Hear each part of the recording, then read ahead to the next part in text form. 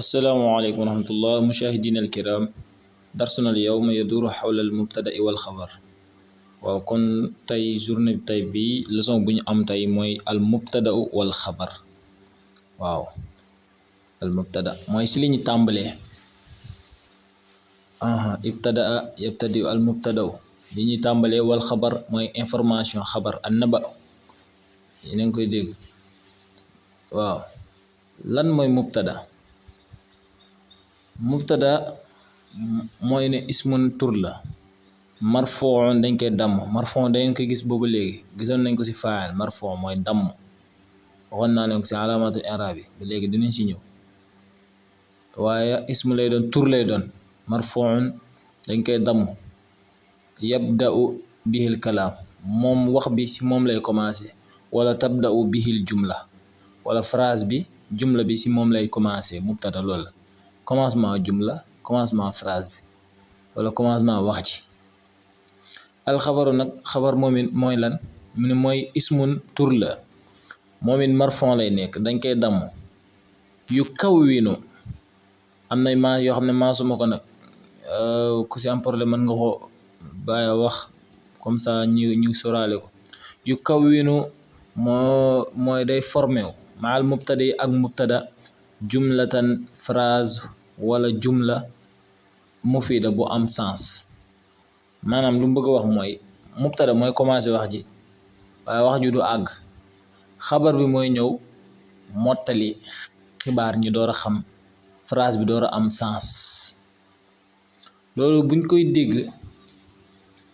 mooy mubtada kese mënul joxe phrase bu am sens mais kon foog xabar bi ñëw. waaw boo ñëwee nga wax dara mais nag ni nga koy misaalee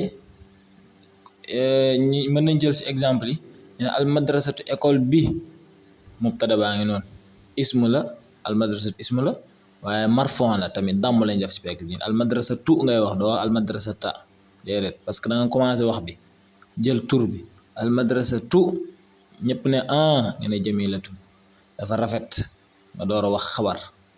boo xoon almadrasatu école bi ñëpp ne tekk di xaar lay wax ci école bi waxoo dara kon yow phrase am sens mais boo ne école bi ñu ne ñu ne jamilatun dafa rafet loolu la ñuy wax ñeneen mubtada boo ko waxee dañ naan ñëpp dañ naan comme bu doon ci olof dañ naan di déglu nga wax xabar door a ñëw nag.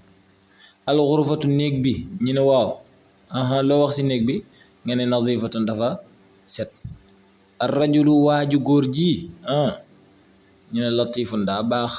allahu yàlla jalla jalaalu azza wa jal xafurun aji jéggalekat jéggalaa koon ku mën a jéggale la kon loolu mooy mubtada xabar. asaaxatu waa kuur bi waasiatun dafa yaatu.